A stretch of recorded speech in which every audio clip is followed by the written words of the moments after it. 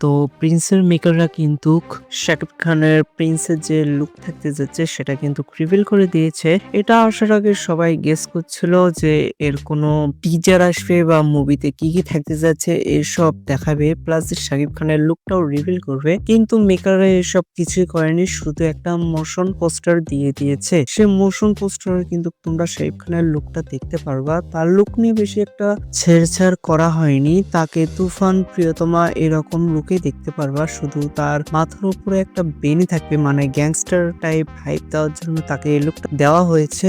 আর মোটামুটি বলতে পারো লুকটা আমাকে বেশ ভালোই লেগেছে। কিন্তু আমি প্রিন্স যারা তৈরি করেছে, মানে প্রডিউসার প্লাস ডিরেক্টর, তাদের কাছ থেকে আমি বেশ ভালোই পরিমাণ এক্সপেকটেশন নিয়ে ধরে আছি। কিন্তু তারা যেভাবে মোশন পোস্টারটা তৈরি করেছে না, সেসব দেখে অ্যাকচুয়ালি আমার সেই এক্সপেকটেশন গুলো আস্তে আস্তে কম হয়ে যাচ্ছে। কারণ তোমরা যদি ভালো মতো মোশন পোস্টারটা দেখতে পারো তাহলে তোমরা সরাসরি বুঝে যাবে যে এখানে শুধু সাকিব খানের লুকটা বসিয়ে সেটা কিন্তু এআই দিয়েই তৈরি করে দিয়েছে।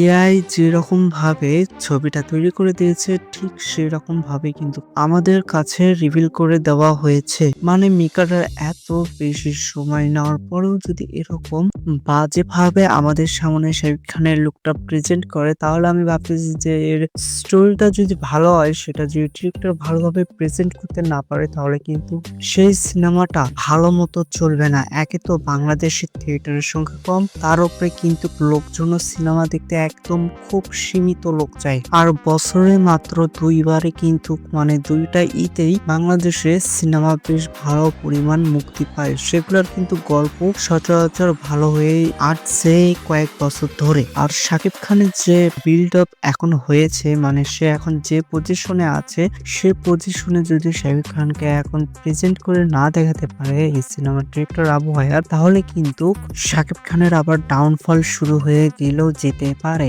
তোমাদের এই মোশন পোস্টারটা দেখে কার কি মত অবশ্যই কিন্তু কমেন্টে জানিয়ে দেবা। তোমাদের কি রকম এক্সপেকটেশন প্রিন্স সিনেমার সম্পর্কে সেটাও কিন্তু জানিয়ে দেবা। শাকিব খানের ফ্যান কে কে আছো অবশ্যই কিন্তু তারা এই ভিডিওকে লাইক করে অবশ্যই সাবস্ক্রাইব করে দেবা। তো তোমাদের সাথে দেখা হবে নেক্সট একটা ভিডিওতে। সে পর্যন্ত সবাই সুস্থ থাকো। Good bye.